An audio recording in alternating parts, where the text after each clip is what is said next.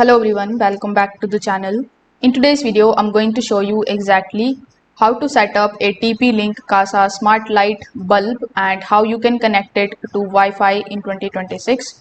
So first of all, you need to simply screw the Kasa smart plug into the compatible light socket, and then you just have to turn on the power.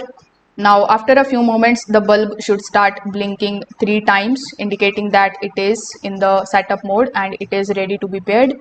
Now in order to pair it up, you just have to simply download and install the Kasa smart application on your phone. Then you just have to simply log in into your account if you haven't already. Now inside it, simply first of all press this plus icon on the top right hand corner, then simply select the option of device. Now on the next page, you just have to simply select your smart light. Then you just have to simply select your smart bulb model from this particular list. Now once this is done, you just have to simply wait for some time until it redirects you on the next page. So during the setup, you need to simply just select your Wi-Fi network and provide a strong password for your account, and then you need to follow further on-screen instructions in order to basically set it up. So once it is connected, you can assign the bulb a name, such as you can give it a name like light room lamp or bedroom light or desk lamp, etc.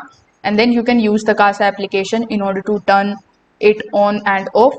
You can also adjust the brightness. You can also change the colors if your model supports the color control as well. So that's how basically you can set it up. So if this video helped you out, make sure that you like this video and subscribe to the channel. Thanks for watching.